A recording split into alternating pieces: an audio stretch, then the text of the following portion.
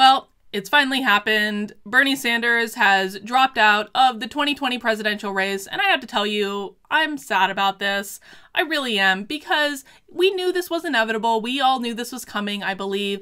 But ultimately, if I had had to choose between Bernie and Biden, I would have voted for Bernie every single day of the week. First off, I'm from Vermont originally, folks. I have a soft spot for Bernie. I have literally never known life without Bernie Sanders in a position of public service. And no matter what you think of him, I really do have tremendous respect for people who live their lives in public service. It is not an easy thing to do, and it's not for everyone. And for most people, not all, but for most people, it's not even a lucrative thing. You know, we can rag on Bernie as much as we want for being a millionaire now and having a cabin. And by the way, having a cabin in Vermont is actually a legit thing that a lot of people do. I'm from Vermont. That is a legit thing. Or having, 3 homes or all these things. But the reality is that Bernie Sanders didn't become a millionaire until very, very recently. The vast majority of his life, he was not a millionaire. And I've always heard, I've met Bernie on several occasions. I've always been very impressed with his passion and his commitment to what he believes in. I think that's very, very important.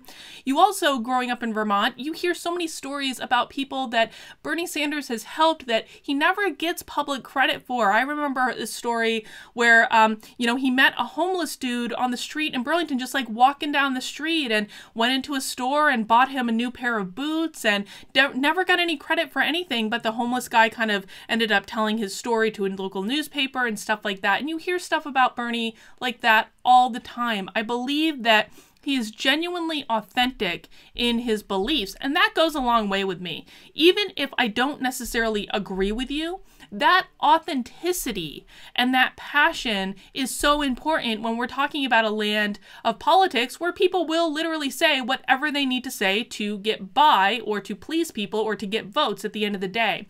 Bernie, I honestly don't think, up until very recently, was ever that character that said what he needed to say in order to get votes. I do think this time with his campaign, he was surrounded by bad actors, and that's on him at the end of the day. But up until this, I never perceived him as someone that was going to toe the line or pander or do any of those things. So we're going to read this article in a second, but I got to have a few quick things before we get started.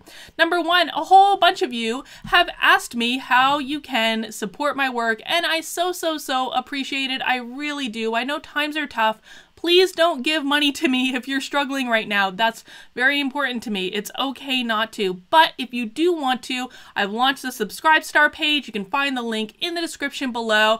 There are all sorts of different tiers starting at $5 a month, going all the way up to $100 with different perks associated with each. Now, one of the perks at every single level is that I give you a shout out in one of my videos. So I have 3 shout outs I need to do today. Thank you to Corliss. Thank you to Chris, and thank you to Kimberly for your support. It really does mean the world to me.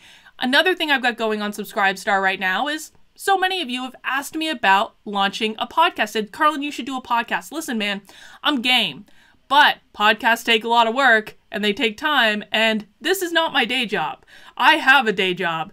And though things are a little slow right now with coronavirus stuff, which is why you're seeing more content from me, it is something I actually have to dedicate a significant amount of time to. So if I'm going to take time away from the thing that pays my mortgage and my bills, then I need to be able to make it financially viable. So we're all in this together, folks. If we can hit my goal of $2,000 a month, then I will happily put all sorts of time and resources into making an amazing podcast with awesome guests, awesome conversations, things like that for you, but we've got to make it financially viable first. But let's get back to our article and see what Business Insider has to say.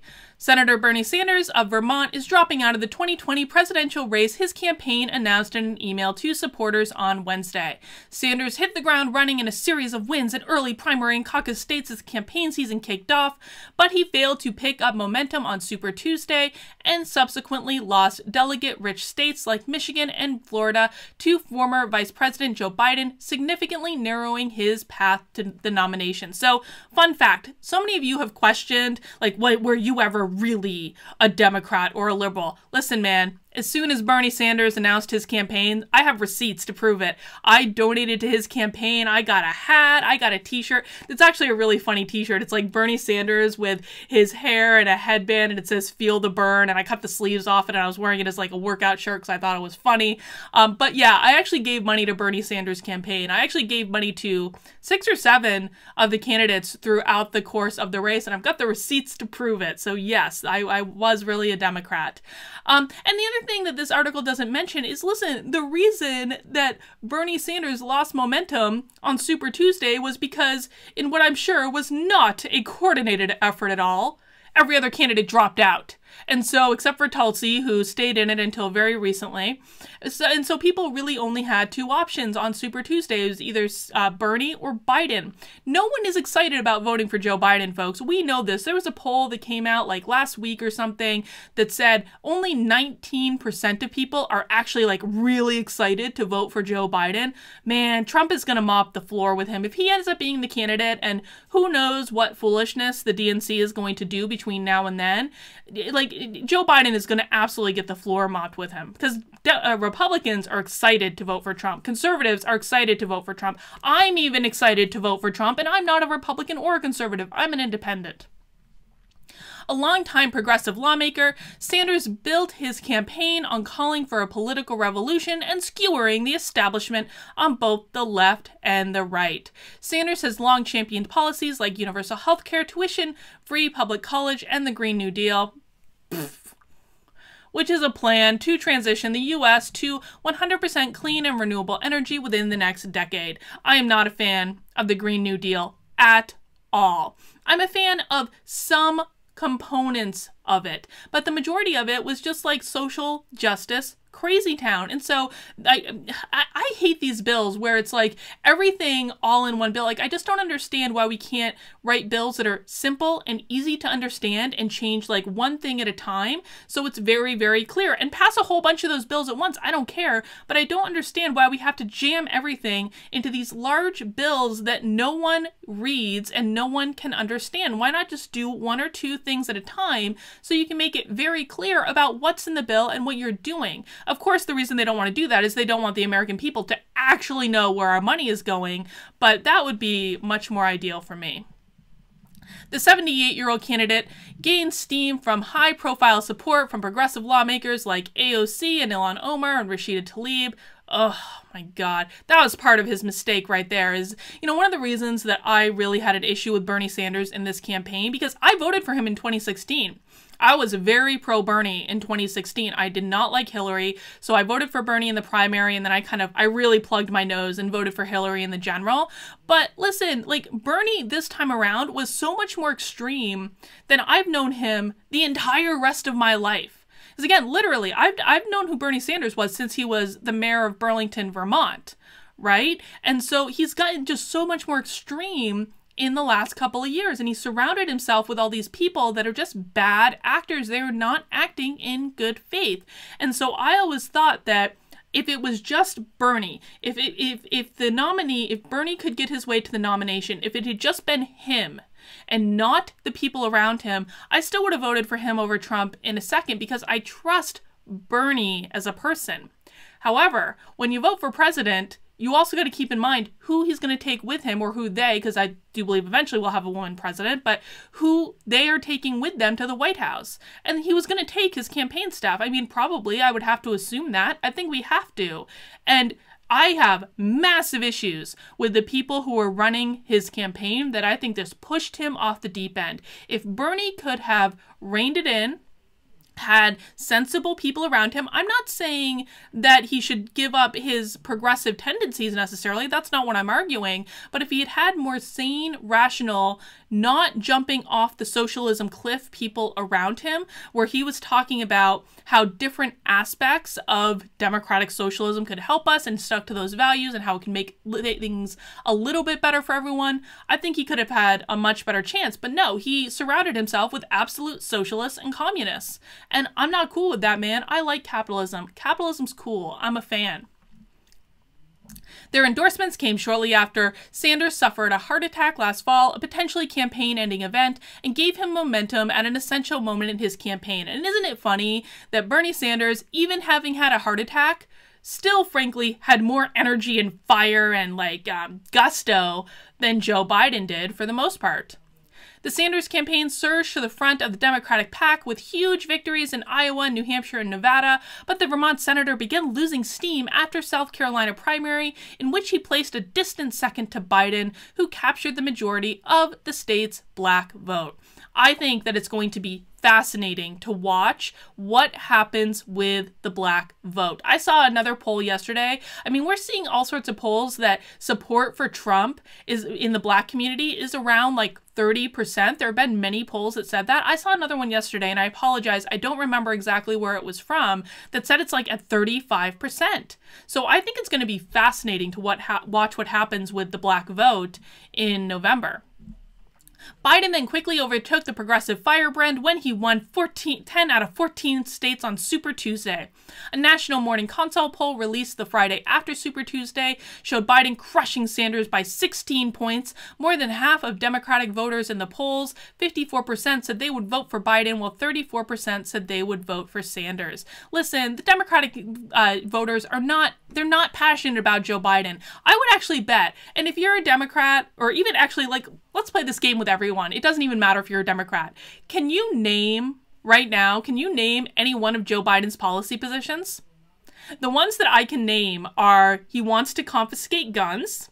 He's talked about putting Beto O'Rourke on top of that. I don't even know if that was really an official policy position, but I definitely remember that video. So Biden wants to confiscate guns. He wants to improve on Obamacare. He's not in favor of Medicaid for all. I'm not sure how that's going to play. Even Trump came out the other day and said, maybe we need to expand Medicare, Medicaid. Isn't that interesting that Trump might actually be to the left of Joe Biden on these issues? But what is he running on? I truly have no idea. The only thing he seems to be running on is, I have to do things differently than Donald Trump is doing them. And then what he does when he says that is he lists off things typically that Donald Trump is already doing. But he's saying he's going to be different. I don't get it.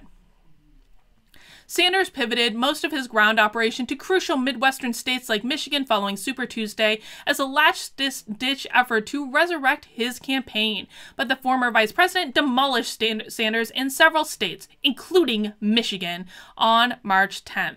Sanders failed to boost youth turnout.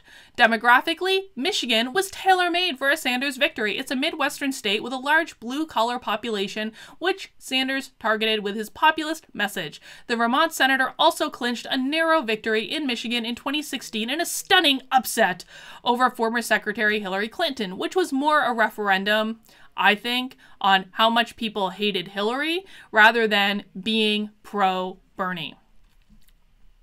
But Bernie suffered from low turnout amongst young voters in the 2020 campaign season. The voters between ages of 18 and 29 were a huge part of why he picked up momentum in 2016, and the Vermont senator conceded that younger voter turnout this time around wasn't enough to help him secure the Democratic nomination. Indeed, the drop-off rate in younger voter turnout on Super Tuesday was one of the primary reasons Sanders saw underwhelming results across the board. Have we been as successful as I would hope in bringing young people in? The answer is no, Sanders said at a press conference the day after Super Tuesday. On March 10th, Ocasio-Cortez appeared to concede Sanders' defeat in the primary during an Instagram live stream watched by about 8,000 people. But the Congresswoman declared generational victory, arguing that the future of the party supports the kind of radical change she and Sanders are pushing for, and has already won enormous, decisive arguments on many, many issues. And that's exactly the problem, isn't it? That's exactly the problem, because I actually do think that's correct. The party has been fundamentally moved by these crazy socialists so far to the left that people like me, who just were very traditional Democrats, had very traditional liberal values of I want freedom to do what I want. I don't want to have people's religion legislated. I want people to be able to love who they want to love. I want pro-choice within limits and not crazy town all the way up to the moment of birth. That's insanity. That's insanity. But they've pushed the party so far to the left that they make it impossible for people like me, who are much more moderate, much more centrist, much more open to discussion and compromise and finding common ground. They make it impossible for people like me to be a part of it. So if they think they've won some victory with changing the core nature of the Democratic Party, no, I think that the Republican Party has a much larger tent. People who don't talk to Republicans and conservatives and Trump voters, they don't understand this. They don't care who you are. They don't care what the color of your skin is. They don't care who you love. They don't care if you're transgendered or not. A lot of them, they don't care. The Republican Party right now has a much bigger tent than the Democratic Party does. And you win elections by getting people to vote for you. It is really that simple. It just makes no sense. Like, do these people not know, like, doesn't AOC have like a degree in economics or something? She went to BU too, and I went to BU, and I'm a little bit annoyed about that. I have a communications degree from BU, so I was not in the same program she was in. But like, really, like, this is basic math, people. This is just looking at what is going to create the most possible numbers, because votes are what win elections. Ocasio-Cortez urged her supporters not to lose hope in electoral politics and declared cynicism the #1 enemy of progressive change. Never, ever, ever let your heart turn black, because that's, of course, what they're... You know what? Isn't that the best way to end this article? Never, ever, ever let your heart turn black, because anyone that does not agree with this insane far-left, socialist, progressive agenda, they have a black heart. They are horrible people. They don't care about other people. Come on, man. You know what I tell my coaching clients? Anytime I take on a new coaching client, I tell them explicitly in the first 5 minutes of our very first phone call, my role as a coach is to serve you, not to please you. And I feel like it's the same thing here. So what Ocasio-Cortez is saying, I'm going to try to please you. That's what they're saying. I'm gonna make you happy. I'm gonna help you. I'm gonna pick you up. No, that's not what service is, man. Sometimes when you're serving people, you have to tell them hard truths. You have to make sure they are looking at things with different perspectives. You have to sometimes give them some tough love. It is not about pleasing people. That's not what it is, but that seems to be what they think with giving people free everything and letting people do whatever they want, regardless of how it impacts anyone else. So ultimately, again, I'm really sad about this. I really wanted to see Bernie stick it to the Democratic Party. It's really too bad. I hate how they treated him again, and it's going to be interesting to see what Sanders supporters do. We know from polls that about 15% of them have already said that they're gonna vote for Trump. And so we'll see how it plays out, and it'll be interesting to sit back with a nice bag of popcorn and watch. So listen, folks, just one more thing before we conclude this video.